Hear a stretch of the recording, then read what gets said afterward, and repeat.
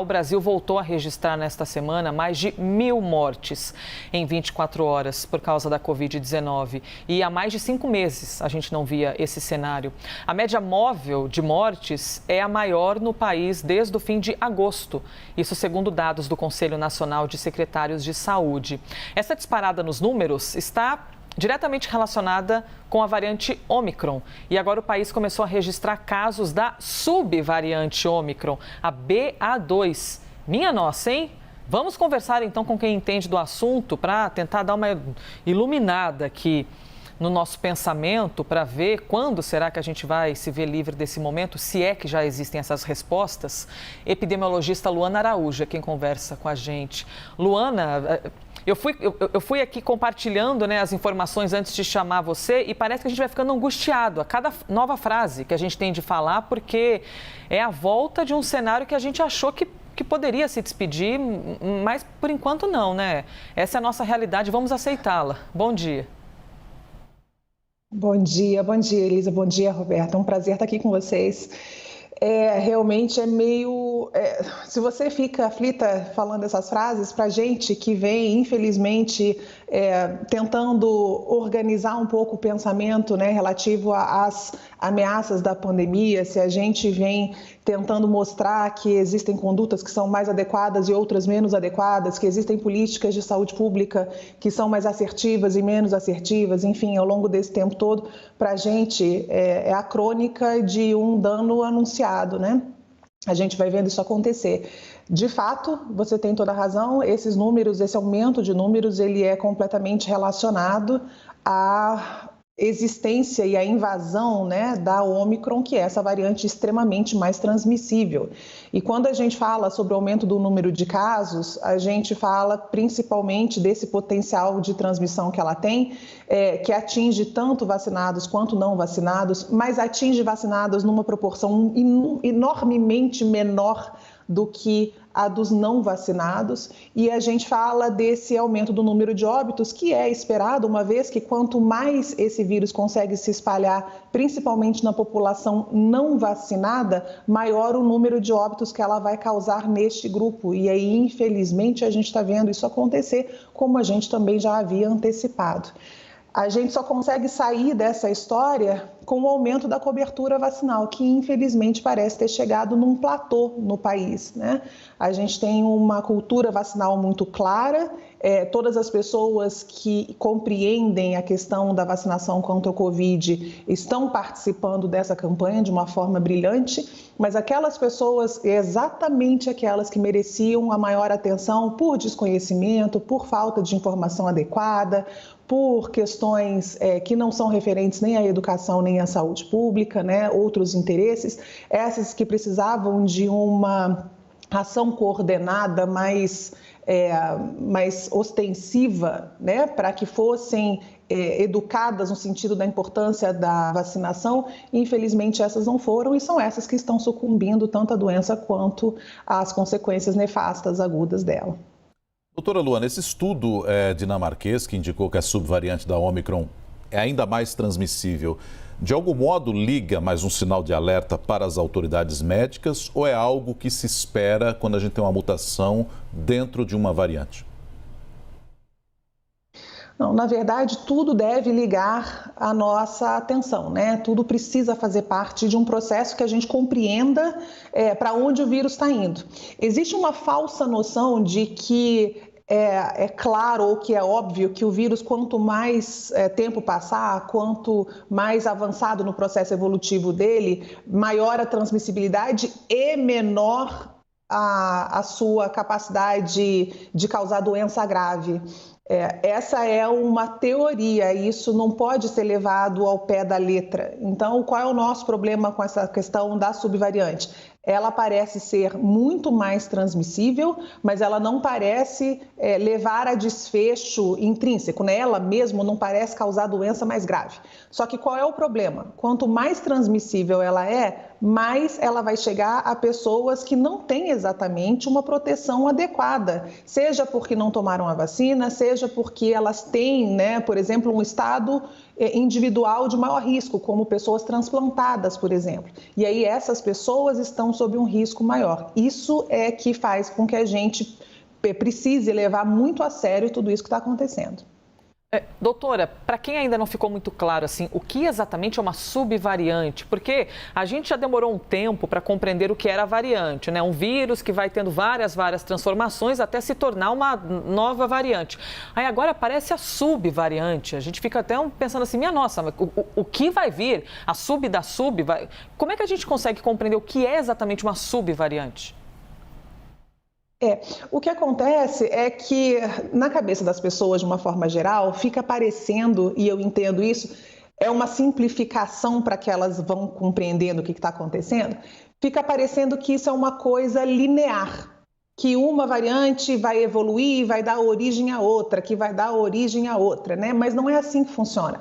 As pessoas têm que pensar como se fosse uma árvore. Então você tem um galho que seria, digamos aí, o seu vírus selvagem, original, aquele primeiro, e aí dali para a ponta ele vai evoluindo de acordo com o que ele encontrar. Se ele encontrar um lugar com mais gente suscetível, ele vai mutar mais rápido e vai evoluir de forma diferente. Se ele encontrar uma outra população com mais vacinados, ele vai evoluir muito mais devagar, vai mutar devagar e pode ser que essa pressão cause outra coisa.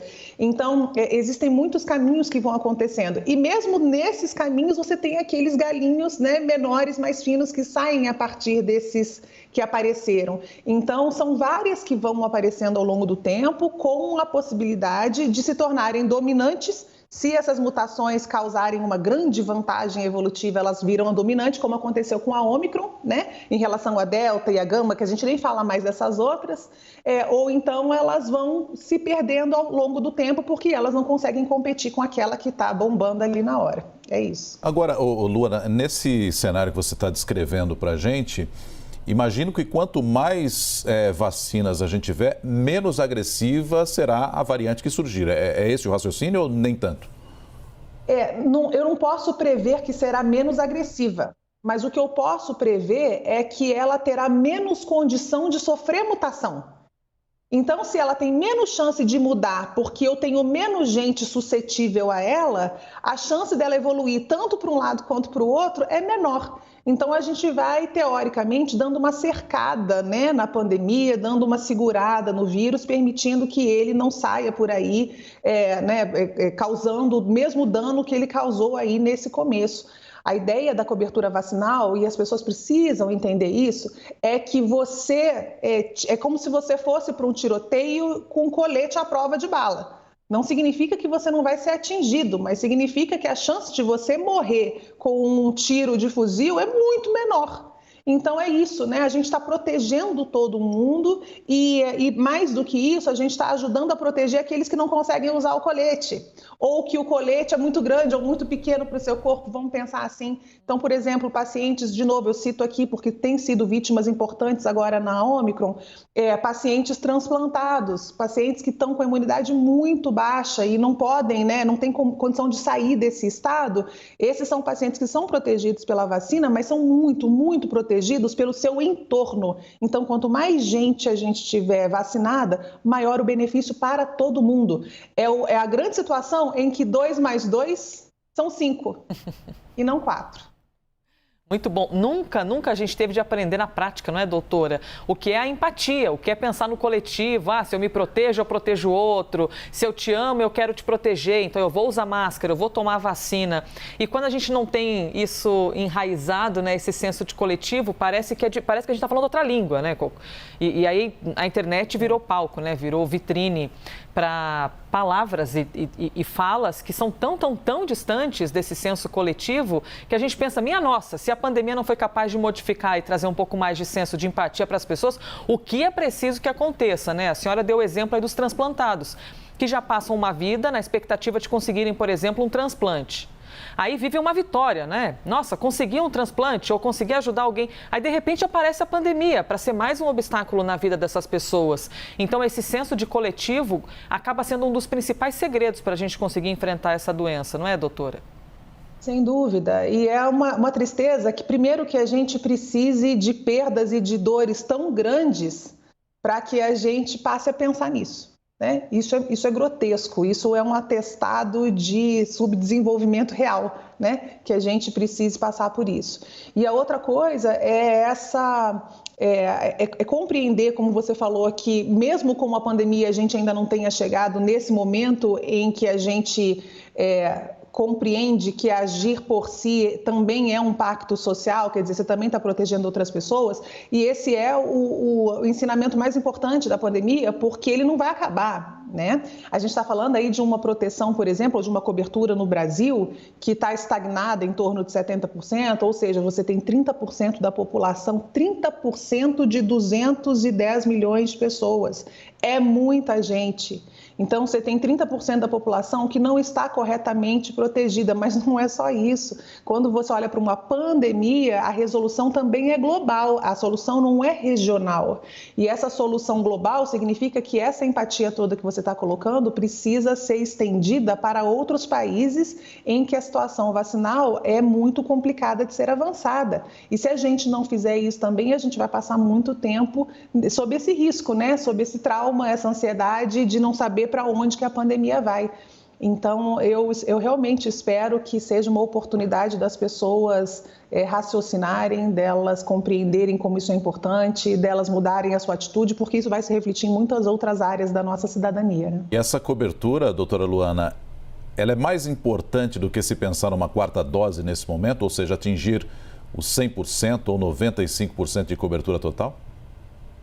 Sem dúvida, né? A gente desde o começo fala sobre essa aparente dualidade entre aumentar o número de doses que você fornece para a população versus cobertura vacinal. Uhum. Quer dizer, não adianta eu ficar entupindo uma parte da população de doses se o resto não está vacinado. E se eu aumentar a cobertura de todo mundo, menos doses eu vou precisar para manter essa cobertura, porque é como se eu fortalecesse, como se eu aumentasse o muro de proteção. Então, uma coisa digamos assim, olha, eu preciso proteger uma população inteira, então eu penso em fazer um muro.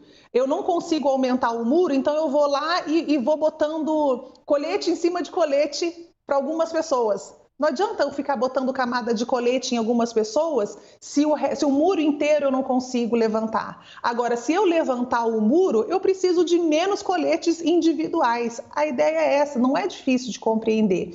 Então, se eu conseguir fazer isso, e de novo, esse muro, ele não cai em cima das pessoas. Essa vacina, ela é segura, ela é eficaz, ela consegue proteger todo o nosso espectro populacional, desde as crianças, e cada vez a gente vai ter vacinas para crianças menores, até os idosos. A gente vai ter atualização dessas vacinas, né? Quer dizer, a gente vai conseguir ter um perfil vacinal que vai ser ainda mais adequado para a transmissão, é o que a gente espera para o próximo ano.